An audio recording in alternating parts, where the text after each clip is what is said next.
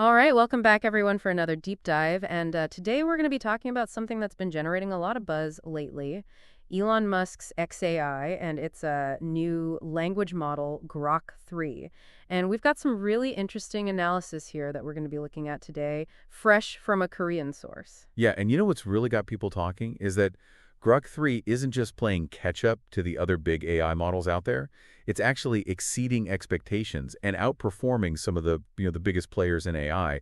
We're talking ChatGPT, Google's Gemini. It's even beating GPT-4 in some of these tests. Whoa, wait, hold on. Surpassing GPT-4? I mean, those benchmarks like MML and Chatbot Arena are like the gold standard in the AI world, right?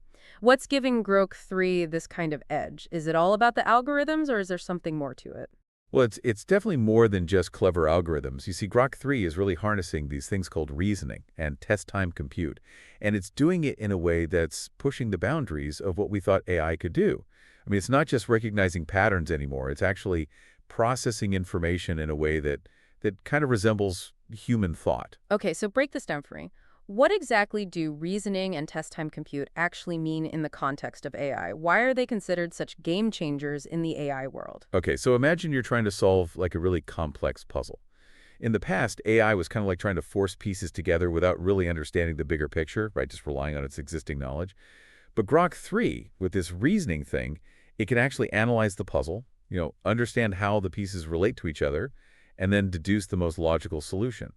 It's almost as if the AI has developed its own logic for solving problems. Wow, so it's not just brute force pattern recognition, it's actually thinking things through. That's pretty incredible. And what about this test time compute? How does that fit into all of this? What does it bring to the table? Okay, so think of it this way. It's like having access to the entire internet while you're taking a test. That's essentially what test time compute allows Grok 3 to do. Instead of being limited to what it already knows, it can actually access and analyze additional information, like in real time, to provide, more comprehensive and accurate answers. It's like having a built-in research assistant constantly fact-checking and refining its responses. Okay, my mind is officially blown, but this kind of processing power, all this complex stuff, it has to require some serious hardware, right? I mean, how are they even achieving this? Right, well, this is where XAI's full-stack approach comes in. They built this absolutely massive GPU infrastructure called Colossus. And it is truly a marvel of engineering. We're talking 200,000 NVIDIA GPUs installed in a matter of just months. I mean, even the CEO of NVIDIA was impressed by this. 200,000 GPUs? That's insane. That's more than some countries have, but why do they need so much processing power? It seems a bit like overkill, doesn't it? Well, not really, no. You have to think of it like this. To train these large language models, you need to process just an astronomical amount of data. And each one of those GPUs acts like a tiny little brain, working in sync with thousands of others. And if even one of those GPUs falls out of sync, it can slow down the entire system. So it's like this giant orchestra with each GPU playing its part in perfect harmony. It sounds incredibly complex to manage. I mean, what are some of the challenges they face with Colossus? Oh, the challenges are huge. Building and maintaining a system on this scale is incredibly complex. There's the constant risk of these GPU failures and things like that, which can cascade through the whole system and really impact training time and even the accuracy of the model. But XAI, I have to give them credit. They've shown some pretty remarkable expertise in overcoming these hurdles. So it's clear that they're pushing the boundaries here, but are they biting off more than they can chew? Wouldn't relying on something like an external cloud provider be a more manageable approach to all of this? Yeah, that's a good question. A lot of companies do rely on external cloud services. But XAI, they decided to take a different path. By controlling their entire infrastructure, from the hardware to the software, they have this level of control and flexibility that's really unmatched in the industry. This full-stack approach, it's a key differentiator for XAI, and it might just be the secret sauce behind Grok 3's success. So it's not just about building the AI, it's about building this whole ecosystem around it. It's a really bold move, and it's definitely shaping up the AI industry. But what does all of this mean for the average person out there? Why should we be paying attention to what XAI is doing and their super-powered Grok 3? Well, that's where things get really interesting. You see, Grok 3's performance, it's not just about bragging rights. It's a sign of what's possible when a company takes this holistic approach to AI development. They're integrating cutting-edge software with powerful hardware, and it's raising the bar for the entire AI community. It's a glimpse into a future where AI capabilities are more advanced and more accessible than we ever imagined. Okay, I am definitely intrigued. So what does this AI-powered future actually look like? Are we talking about self-driving cars and robot butlers, or is there maybe a darker side to consider here? Well, that's a topic I think we should delve into in our next segment. Let's just say that the implications of this technology are far-reaching, and it's important that we examine both the potential benefits and the risks involved. All right, well, you've definitely piqued my curiosity. We're going to take a quick break, but when we come back, we'll dive deeper into the potential impact of Grok 3 on the world, both for better and for worse. Stay with us. Welcome back. I'm really eager to kind of dig into these potential implications of Grok 3 that we were talking about. This whole future of AI, it's a topic with some anxieties, but also just incredible possibilities. Yeah, for sure. And we definitely want to get into those tougher questions. So let's address the elephant in the room. I mean, could this level of AI advancement, could it actually lead to those, kind of scary scenarios we see in sci-fi movies where the AI takes over? Right. I mean, that's a question that comes up a lot. And while I don't have like a crystal ball or anything, I can definitely offer some perspective on it. This idea of AI becoming self-aware, and turning against humanity, it's a popular theme in those stories. But it's really important to remember that right now what we're dealing with are very complex algorithms and systems, not sentient beings. Okay, so you're saying we don't need to worry about a robot uprising anytime soon. Exactly. Grok 3 and these other AI models like it, they are incredibly powerful tools, but they are still just that, tools. They operate within the parameters that we set for them. They learn from the data that we provide. So ultimately, the responsibility lies with us as humans to make sure that these tools are used ethically and for good. Right, that makes sense. But even with good intentions, couldn't there be unintended consequences? What are some of the potential downsides that we should be thinking about with an AI system this powerful? Well, one valid concern is the potential for job displacement. As AI becomes more sophisticated, it can automate a lot of tasks that humans currently do, and that could lead to job losses in certain sectors.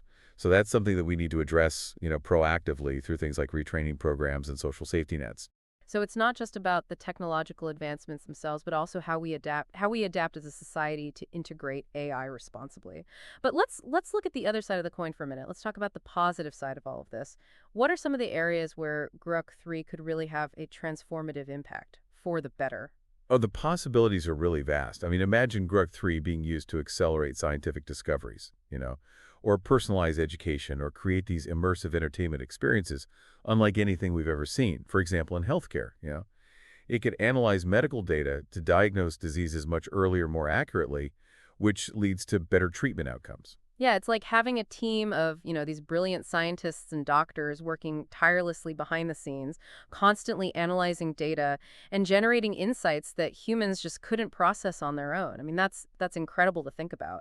Absolutely. And think about the potential for creativity. Grok 3 could be used to compose music, write novels, even design buildings. I mean, it can really push the boundaries of art and expression, helping us to unlock new levels of creativity. So on the one hand, we have these concerns about job displacement, but on the other, we have the potential for these amazing breakthroughs in healthcare, education, the arts. It's a complex landscape with both exciting and daunting possibilities, isn't it? It really is. It's crucial that we approach AI development very thoughtfully and responsibly, ensuring that, its benefits are shared widely and that the potential risks are mitigated. Now, we've been talking a lot about Grok 3's impact on society as a whole, but I'm also kind of curious about what this all means for XAI as a company. How does Grok 3 position them within this really competitive landscape of the AI industry? Well, there's no doubt that Grok 3 is a huge leap forward for XAI. It really solidifies their position as a frontrunner in this AI race. It showcases their technical prowess, their innovative thinking, and just their sheer ambition to push those boundaries of what's possible. It's definitely a power move, but can they maintain this momentum? I mean, what are some of the challenges that they might face down the road, do you think? One challenge is definitely going to be maintaining their rapid pace of innovation. I mean, this AI field is so incredibly dynamic, New advancements are emerging constantly, so XAI will need to keep investing in research and development to stay ahead of the curve. Right, so it's not like they've just crossed the finish line. They need to keep pushing to remain competitive. And another potential challenge I see is managing public perception. I mean, XAI and Elon Musk himself are often in the spotlight, sometimes for their successes, but also sometimes for their controversies. How do you think that's going to play out as Grok 3 gets more and more prominent? Yeah, public perception is a big factor here. XAI is going to have to, tread carefully, be transparent about their goals, address people's concerns, and really demonstrate that they're committed to responsible AI development. Transparency and communication, those are going to be key to building trust, right? Fostering that positive relationship with the public. But let's circle back to the technology for a second. Earlier, we were discussing Grok 3's capabilities, specifically reasoning and test time compute. And I'd love to explore those concepts a little bit further. Can you give us some more concrete examples of how these features actually make Grok 3 stand out from these other language models out there? Sure. One example that really highlights Grok 3's reasoning abilities is its performance on these complex multi-step reasoning problems. There was a benchmark test where they presented it with a scenario involving a series of logical deductions, and it just blew the other leading models out of the water. This shows that Grok 3 can not only understand the individual pieces of information, but can actually connect them logically to come up with a solution. That's fascinating. It's like the AI is developing its own problem-solving strategies instead of just relying on that brute force pattern matching that we talked about earlier. What about test time compute? Can you give us a real-world example of how that might work in practice? Yeah, so imagine, let's say you're asking Grok 3 to summarize a recent news article on something really complex, like, let's say, quantum computing. Using test time compute, Grok 3 wouldn't just be limited to that one article, right? It could also consult these other relevant sources, things like scientific papers, expert opinions, to give you a much more comprehensive and nuanced summary. It's like having this AI research assistant working alongside you, making sure that the information you're getting is accurate and up to date. That's amazing. It's like having a personalized research team at your fingertips, right? It really highlights the potential for Grok 3 to just revolutionize the way we access and process information. But let's shift gears again for a moment and talk about XAI's decision to actually develop their own hardware infrastructure, this Colossus thing we talked about. While it does give them this, unprecedented level of control, isn't it also kind of risky? What if that technology becomes obsolete or they run into these unexpected challenges trying to scale it up? Yeah, that's a valid point. Investing in their own hardware is a gamble, for sure, but it's a calculated one. XAI is essentially betting that having full control over their hardware will give them a long-term advantage, allowing them to really optimize their systems specifically for their AI models. And also it gives them the ability to scale on as needed, really rapidly. So it's a high-risk, high-reward strategy, and I guess only time will tell if it really pays off for them. But one thing's for sure, AI is not afraid to take risks and to really challenge that status quo. It's kind of part of their DNA, a big factor in their success so far. Definitely. Their willingness to push boundaries and invest in these ambitious projects like Colossus is really what sets them apart. It's this kind of visionary thinking that's driving the rapid progress we're seeing in the AI field. Well, it's clear that XAI is shaking things up, and Grok 3 is really just the tip of the iceberg. But before we get too carried away with all the hype, I think it's really important to take a step back and think about these broader implications of this technology. You're absolutely right. We need to be mindful of the ethical considerations, the potential societal impacts, and these long-term consequences of having such a powerful AI out in the world. Let's dive into those crucial aspects after a quick break. We'll be right back to discuss the ethical landscape and the future of AI in our rapidly changing world. Stay with us. Okay, so we're back, and now it's time to really tackle these big questions surrounding Grok 3 and this, this future of AI that we keep talking about. We've touched on those amazing possibilities, but I think it's time to be honest with ourselves.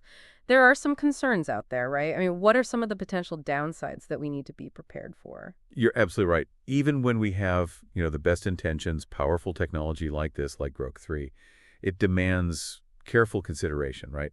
One of the major areas of concern that people are talking about is the potential for bias in these systems. Bias. Yeah. AI models, you see, they're trained on these massive data sets, right? And if those data sets reflect those existing societal biases that we already have, then the AI, unfortunately, can perpetuate them and even amplify them in its output. So it's not just about the code, it's also about the data that the AI is trained on. If the data is skewed, the AI's output is going to be skewed too. That's a little unsettling, to be honest. I mean, how do we even begin to address something like that? It's a huge challenge. It's one of the big ones facing AI researchers right now. But they are working on techniques to try to identify and mitigate bias in these systems. It involves things like really carefully curating the training data, using more diverse data sets, and also developing algorithms that are more sensitive to these potential biases. So it's this ongoing process, right? Refining and monitoring the AI to make sure it's not amplifying those harmful stereotypes and discrimination that we already struggle with as humans. Exactly. That makes sense. Okay, so what other ethical dilemmas are out there? What else should we be thinking about? Another big one that comes up all the time is privacy. As AI systems become more and more woven into the fabric of our lives, they're going to have access to a lot of personal data, right? So protecting that data, making sure that it's used responsibly, ethically, that's absolutely paramount. We need to be really serious about strong regulations and safeguards to prevent that data from being misused. It's like walking a tightrope, isn't it? On the one hand, we want to unlock all this potential of AI, all the things we've been talking about, but we also want to protect those basic human rights, its freedoms. It's a delicate balance. For sure. Are there any other risks that we should be considering that maybe we haven't talked about yet? Well, the potential for misuse is always out there. That's something that, we have to acknowledge. In the wrong hands, AI could be used to spread misinformation, to manipulate people, even, to create autonomous weapon systems, things like that. So it's crucial that we establish these international norms and regulations that prevent those really dystopian scenarios from becoming a reality. Okay, that last one sounds like something straight out of like a sci-fi thriller. But it is a good reminder, right, that with great power comes great responsibility. And we, as humans, need to be proactive in shaping this ethical landscape of AI as this technology continues to advance. It's not just about the technology itself, but also about the values that we bake into it, the choices that we make as a society. Exactly. The future of AI, it's not something that's already been decided, right? It's up to us to steer its development to make sure it benefits all of humanity.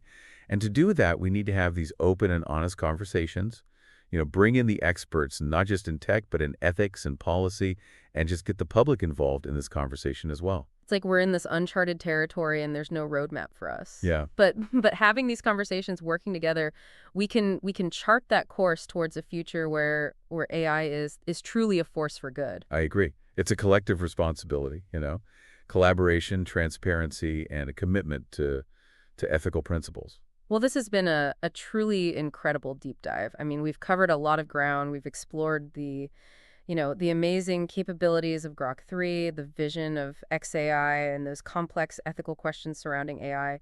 And it's clear that we're really on the cusp of a technological revolution here, and the choices that we're making right now, they're going to shape the world of tomorrow.